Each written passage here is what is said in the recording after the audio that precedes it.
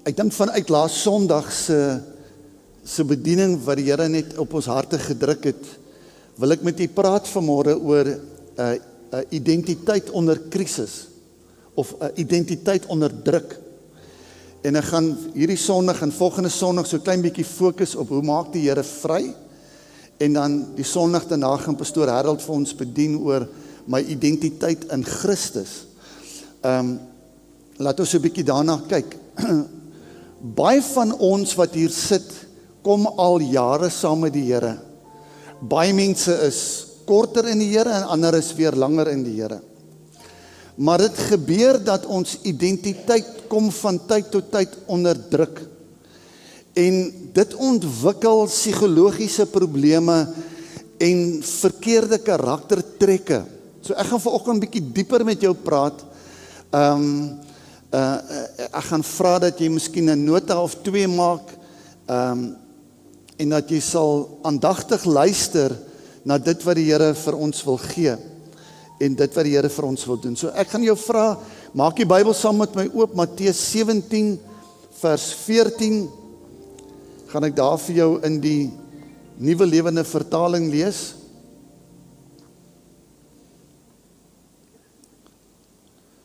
Hierdie selfde gedeelte kom parallel ook voor in Lukas en dan in Markus, maar hierdie een lees ons vanaf Lukas 9 vers 37, nie Matteus 17 nie. Ok. So hierdie gedeelte gaan oor waar Jesus 'n kind gesond maak. En in vandag se taal sal ons sê dis epilepties, epileptiese aanvalle wat hy kry. Uit die gedeelte uit sê dit baie duidelik dat Jesus 'n demoon bestraf het en die siekte wat daar was is genees. Per sy gesê sê ons nie dat alle siektes is demonies gedrewe nie. Moenie daai afleiding maak nie, dit is 'n verkeerde absolute vorm wat jy kan vat daaruit. Maar kom ons lees dit. Ek net daai enetjie, as hy. Die volgende dag toe hulle die berg afkom, het 'n groot klomp mense Jesus tegemoet gekom. Vers 38. Met eens roep daar 'n man uit die skare: "Meneer, ek smeek u, kyk 'n bietjie na my seun.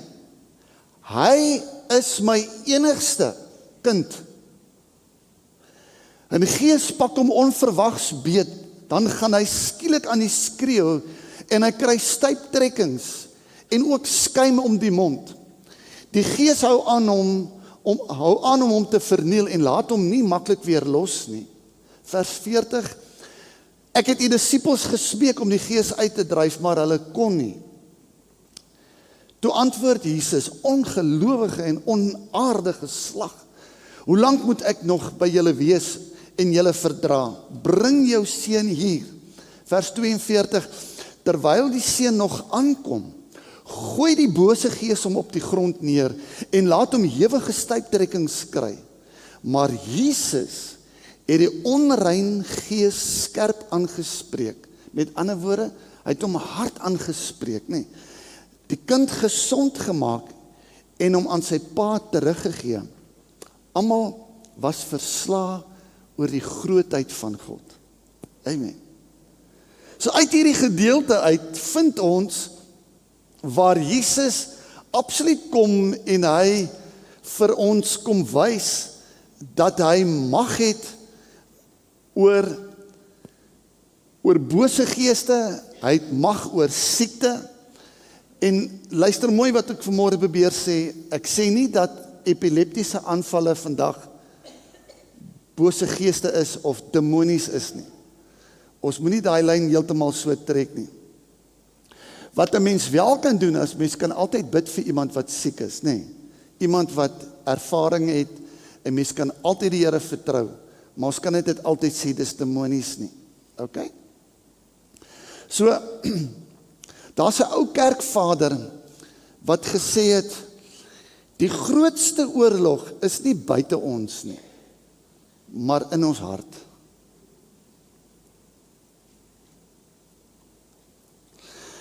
Die grootste oorlog is nie buite ons nie, maar in ons hart. Dr. Albertyn het laasweek gepraat oor ons kindskap in Christus en dat ons volle mensheid, ons totale wese, siel, gees en liggaam is afhanklik van God se Heilige Gees om in ons te werk. Soos wat jou verhouding met Jesus groei, vorm ons nuwe gesonde patrone, maar ook ongesonde patrone. Etienne, kan jy hom vir my harder sit? Ek gaan sagter praat, want my stem gaan dit nie maak nie. As jy hom so 'n bietjie harder kan sit. Soos wat jy in jou verhouding met Jesus groei, vorm ons nuwe gesonde patrone, maar ook ongesonde patrone. Die lewe bombardeer jou met goeie en slegte gedagtes en ervarings. Die negatiewe trauma ervarings wat nie gesond verwerk word nie, veroorsaak ander ongesonde gewoontes, gedagtes wat tot 'n oppervlakkige Christusverhouding lei. OK?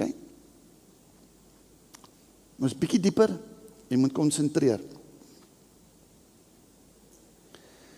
Dit wil my voorkom, as ek na Christene kyk, dat sodra jy op 'n toontrap, staan daar 'n ander manifestasie. Daar's 'n ander karaktertrek wat uitkom. Daar's 'n ander patroon wat uitkom, want dis nie die persoon wat ek nou ken nie. So, wanneer identiteit onder druk kom, dan sê dit vir ons, dat in verskillende omstandighede, daar verskillende reaksies is, van hoe ek optree. En dat ons kom sê vanoggend, dat nie alle optredes, is Christus optredes nie. Maak dit vir julle sin? OK. So kom ons gaan kyk na die volgende. Is my keel droog. Ek dink is hierdie warm lug, as my vrou vir my water bring, moet ek weet, ek doen iets verkeerd, jy weet.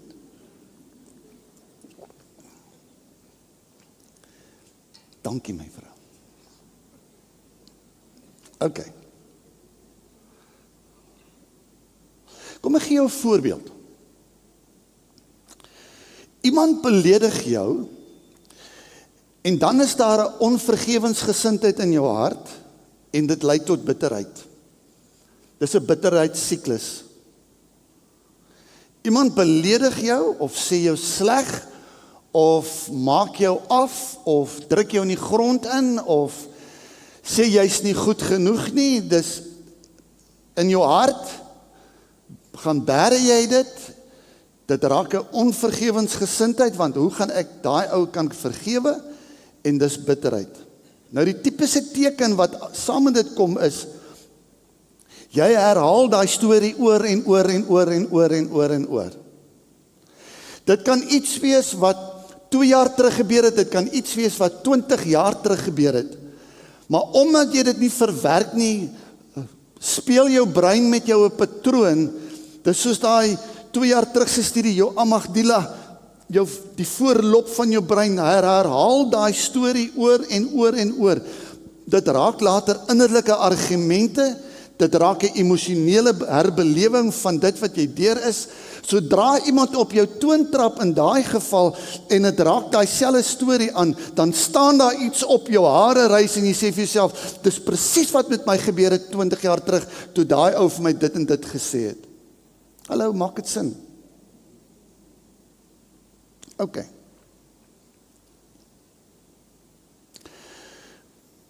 Dit skep 'n emosionele herbelewing, en dit skep wantroue teenoor ander. Bitterheid gee 'n gevoel van morele reg. Met ander woorde, dis die ego. Dis die ego in elke mens.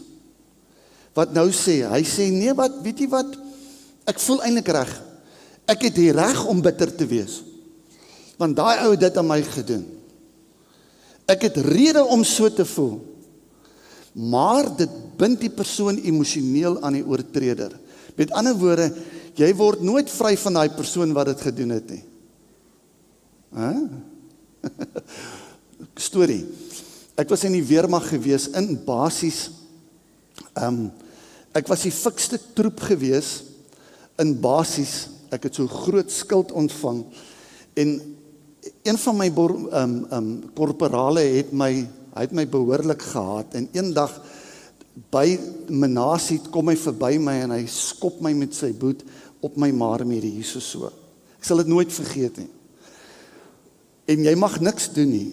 Ek was die dag so kwaad gewees, en ek het vir myself gesê, as ek jou ooit in die siviele lewe gaan kry,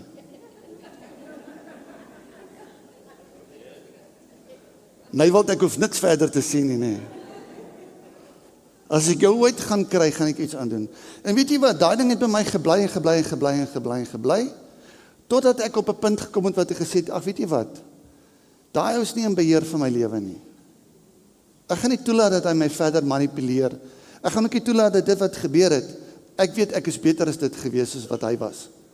En ek het daai ding uit my hart uitgehaal en gaan neersit, want anderste sou ek 10-1 'n skopper geword het. Ek sou almal op die marmere wou geskop het, omdat daai ou my geskop het, skop ek nou almal.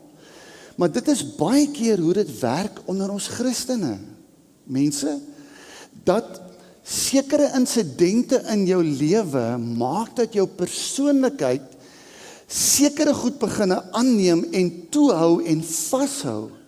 En jy beleef nooit vanuit jou hart 'n gesondheid nie. Nou ons gaan bietjie verder daarop fokus. Kom ons gaan nog 3 stappe vat en gaan werk ons met dit nog 'n bietjie dieper. OK. Die Bybel erken innerlike gebondenheid. Met ander woorde, die Bybel erken skuld. Die skrif wys dat die mens nie net fisies sondig nie, maar innerlik gevorm word deur die skuld wat hulle dra. OK? Met ander woorde, uit die hart kom slegte gedagtes. Goed wat in ons hart is, soos sondepatrone of trauma of angs of onvergifnis of skaamte en langdurige pyn nie genees word nie, begin dit die denke en die emosies en reaksies te struktureer. Ek weet, ek het nou vanoggend kerk toe gekom, en dit kan nou klink soos 'n sielkundige praatjie. Maar ek kan nie in my hart kry, dat ons dieper gaan groei in Christus, as ons nie oppervlakkige karaktertrekke wat sinoniem is met wêreldsheid en nie Godheid nie, dat ons dit moet uitsorteer. U hoor dit? Ons het nodig om ons vry te maak van, ek wil amper sê, onvolwasse patrone, psigologiese patrone, wat ons lewens manipuleer en beheer. Ons moet ons vry maak daarvan. Ons moet vry wees, dat ons waarlik kan vry wees. OK. Met ander woorde, wat eers 'n wond was, word later 'n manier van leef.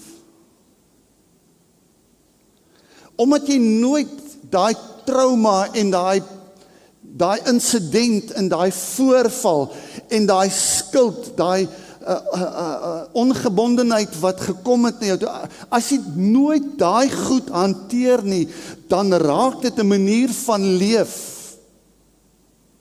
En baie mense regverdig hulle manier van leef, ek is wat ek is, omdat dit en dit met my gebeur het.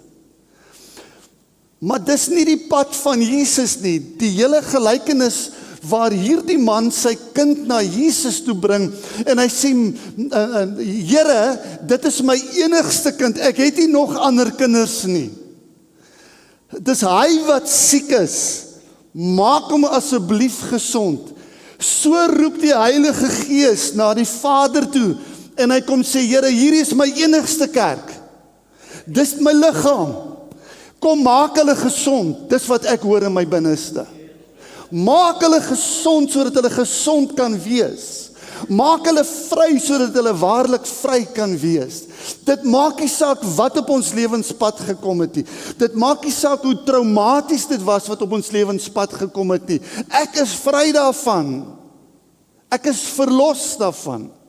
Ek is skoongemaak daarvan. Dis waarom ek die nagmaaltafel omgedraai het en gesê het, ek wil dit bedien wanneer ons klaar is met die woord. Maar ek wil hê jy moet vanmôre kyk na hierdie nagmaaltafel en jy moet vir jouself kan vra, is my identiteit vry vanmôre? Is ek waarlik vry? Is ek in my hart vry van goed wat gebeur het op 'n lewenspad? En wanneer ons vanmôre gaan stap na die nagmaaltafel toe, gaan ons werklik waar sê, Here, ek neem vanoggend hierdie kelkie en ek neem hierdie broodjie en ek verklaar dat U my vry gemaak het. Dis wat ek wil hê jy moet uitkom vanoggend.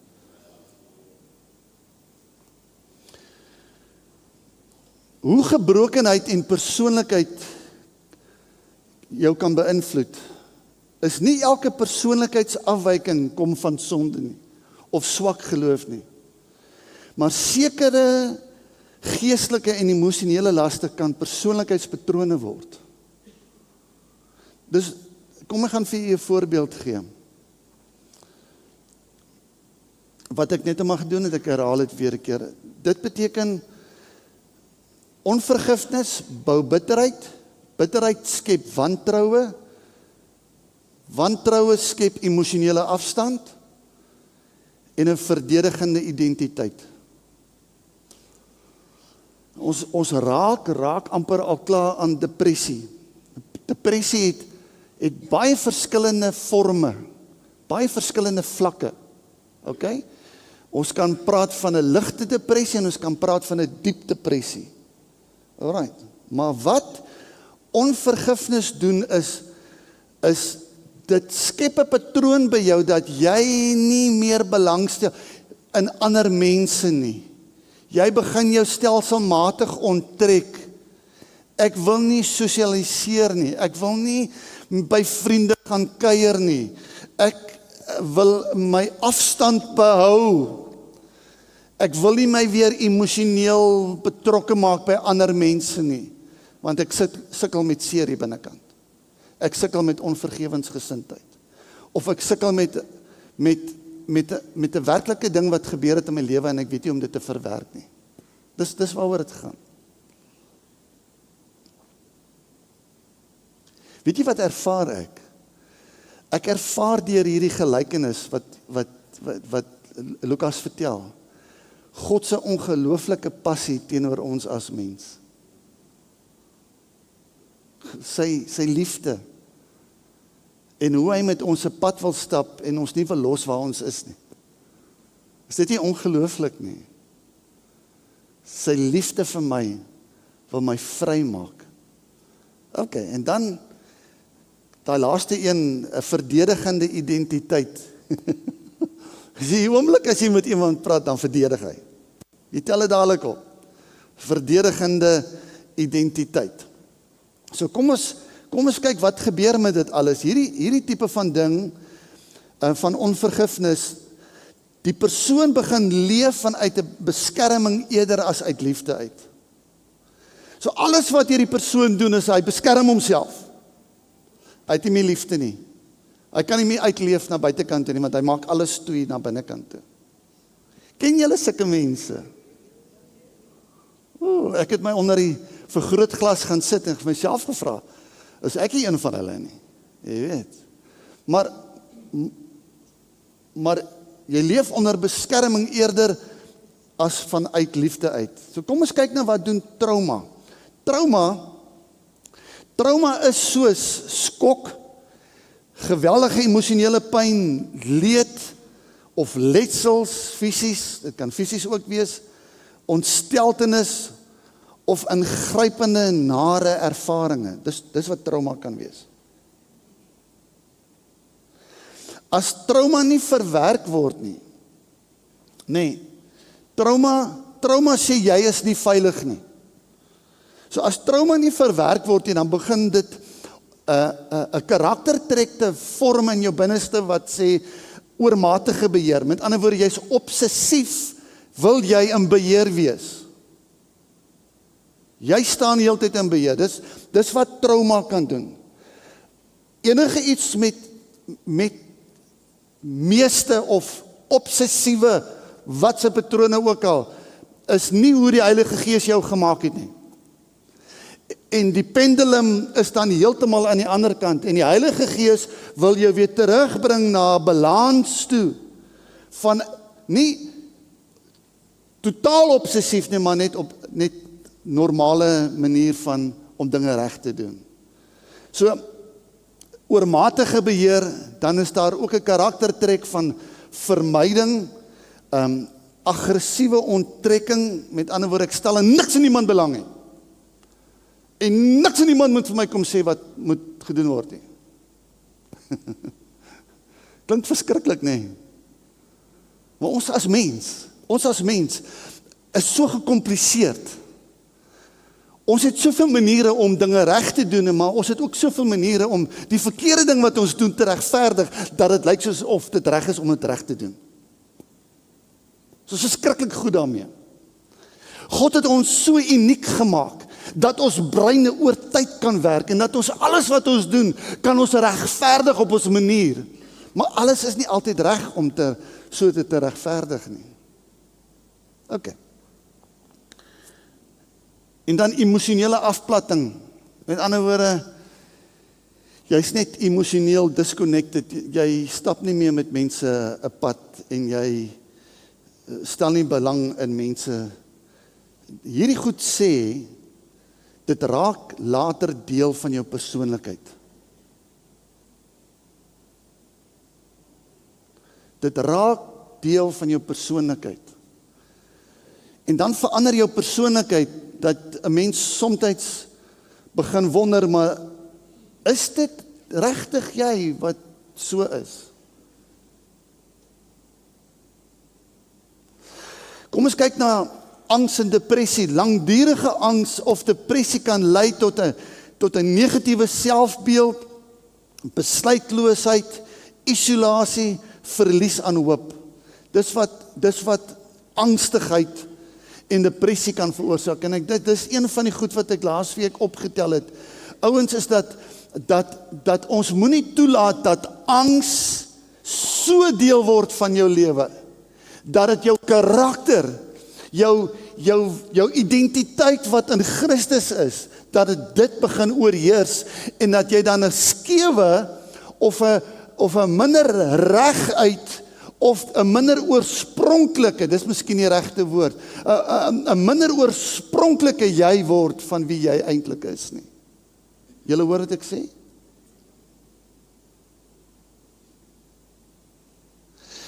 Hierdie tipe van goed roep ons, gelowiges, dit roep ons tot 'n innerlike gebedslewe saam met Christus. Dit roep ons tot 'n innerlike gesondheidsreinigingspad wat ons saam met Jesus moet loop. Ons moet voortdurend vir die Here kan afvra, Here, is hierdie ding wat in my lewe is dit van U? As dit nie van U af is nie, moet ek ontslaa raak daarvan. Want die oomblik wanneer ek ontslaa raak en vry word, is die oomblik waar ek 'n ander mens weer gaan wees, die oorspronklike jy wat jy is in Christus Jesus. Ek moet nie toelaat dat my identiteit vergrys word deur die omstandighede van die wêreld nie. Dit is baie moeilik, maar ons kan dit regkry. Ons is daar om mekaar te help, ons is daar om mekaar op te bou. En dit sê vir ons dan, dat die mens begin homself te sien deur 'n gebroke lens. Met ander woorde, jy sien jouself so, ek is hierdie gebroke mens, jy weet, ek het hierdie angsversteuring, ek het hierdie depressie, ek is totaal besluitloos, ek kan nie my eie besluite maak nie, ek wil met niemand meng nie, ek is in isolasie, ek is amper soos 'n kluisenaar, jy weet, ek leef net my eie lewe en ek stel in niemand en niks belang nie. Dit is onegte identiteit wat nie hoort in Christus nie. Kan ek 'n amen kry? Okay. Sê vir die ou langs jou, ek is lief vir jou. En nou moet jy sê, luister, daai prediker is ook lief vir jou. Sê dit vir die persoon.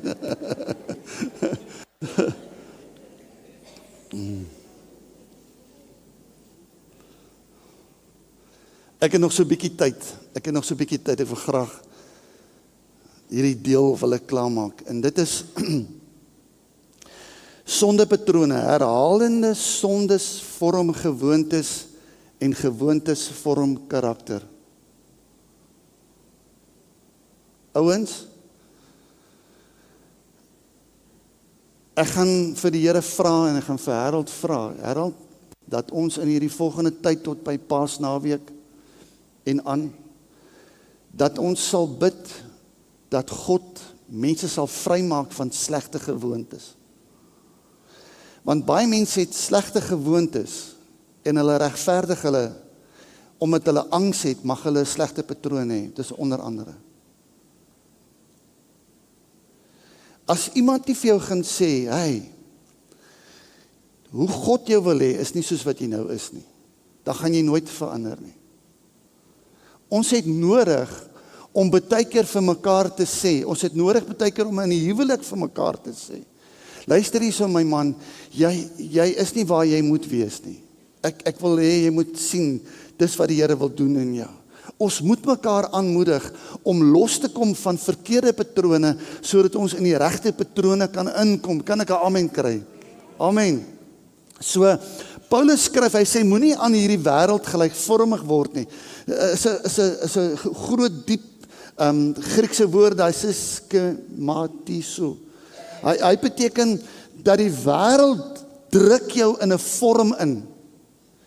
Dis nie die vorm waar Jesus vir jou op die kruis gesterf het nie. Dis nie hoe Jesus vir jou gemaak het nie. Dis nie wat jou eintlike identiteit is nie, maar die wêreld se patrone en waar jy moet werk en waar jy moet leef, druk jou in 'n vorm in.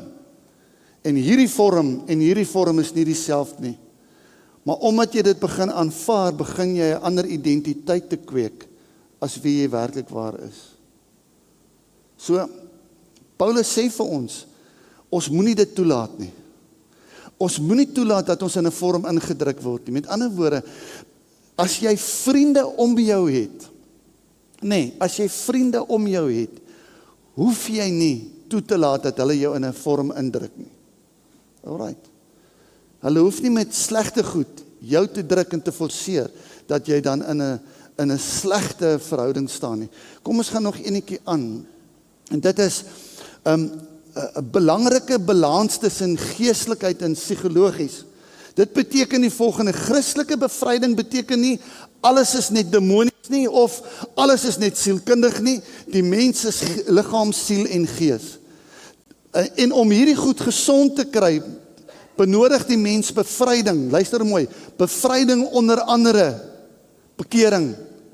Jy moet tot bekering toe kom. Dit beteken vergifnis. Ons moet leer om weer te vergewe. Leer om te vergewe 'n mamma en 'n pappa.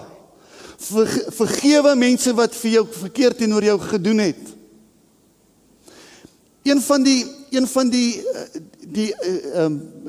mees algemene goed wat uitstaan, as ons al hierdie honderde mense vat wat weekliks kom en kom vra vir kos, klere en ander goed, en ons vra net hierdie vraag: waar is jou familie?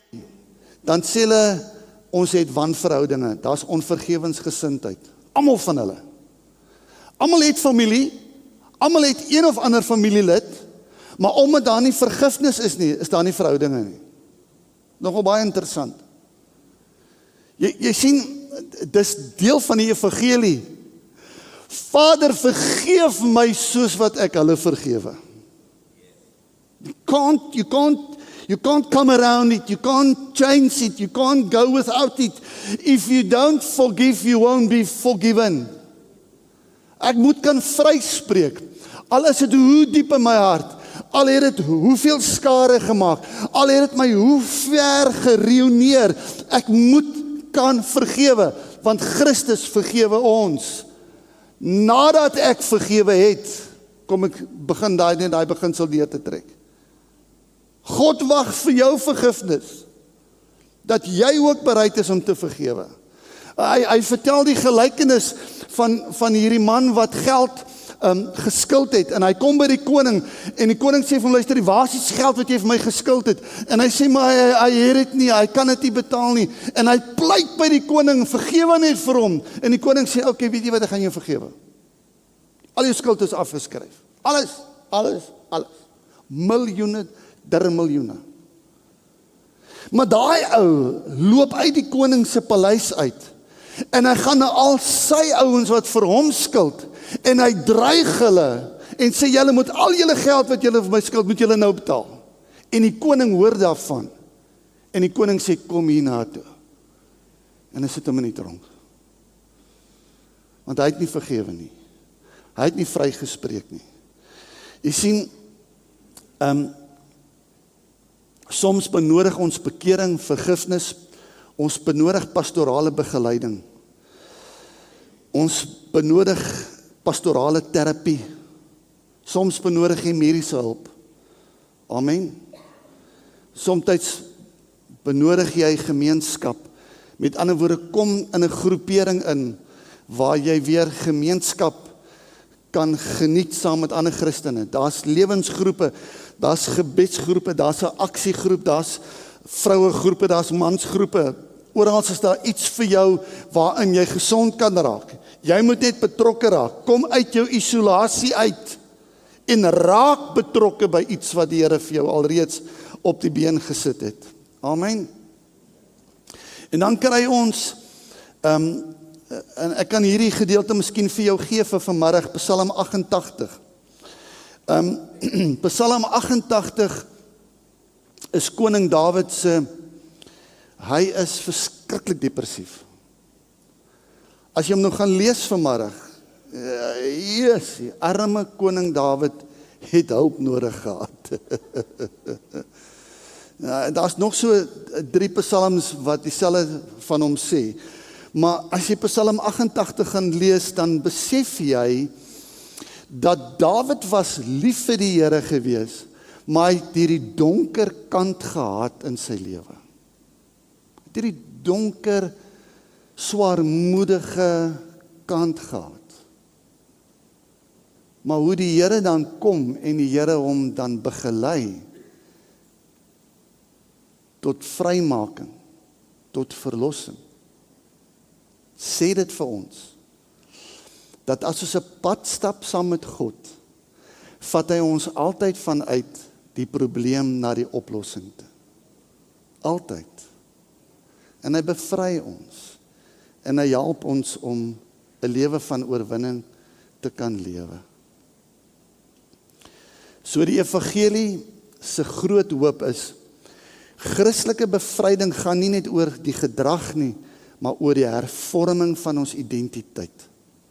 Paulus sê, word verander deur die vernuwing van julle denke, en daai verandering is die mooi woord van metamorfose.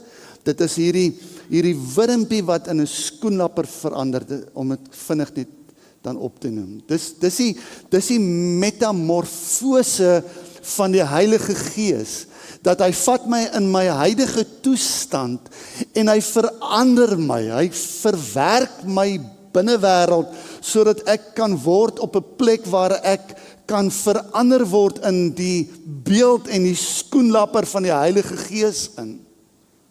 Ek hoef nie te bly waar ek is nie. As ek toelaat, gaan die Heilige Gees my lewe verander. En dan God herstel dan jou herinneringe, jou emosies, jou denke, jou verhouding, jou identiteit. Hy herstel dit. Kan ek 'n amen kry? Jy hoef nie te loop met jou siekte nie. Jy hoef nie te loop met jou krankheid nie. Jy hoef nie te loop met jou probleem waarmee jy sit nie. Christus kom maak my vry, en dan sal ek waarlik vry wees. Amen. So my vraag is vanmôre, is my identiteit vry? Ek wil dit vir jou vra vanoggend. Maak jy kan maar vir my kom speel asseblief. Is my identiteit vry?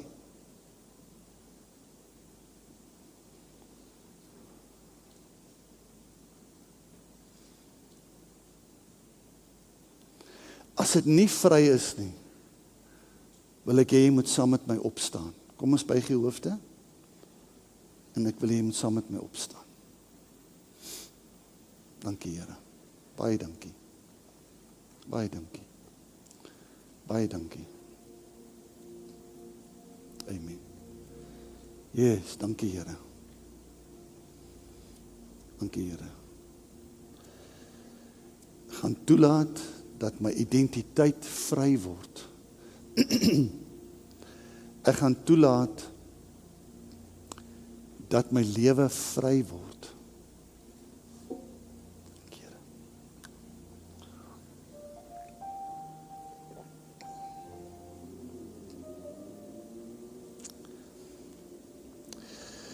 Yes, Lord. Yes, Lord.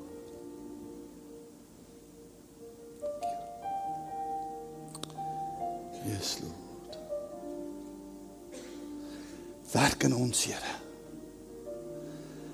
Werk in ons harte, Here. Werk in ons liggame, Here. Werk in ons psigologiese kant van ons liggame, Here. Werk in ons geestelike kant van ons liggame. Werk in ons, Here. Mag die genade van die Here, mag die vryheid van die Heilige Gees, mag die verbrekingswerk van die Heilige Gees elke hart tref in Jesus naam. Here, ek bid spesiaal vir hulle wat staan, wat vanmôre sê, Here, verander my. Dat U sal kom soos wat U gekom het na hierdie maansiek kind toe.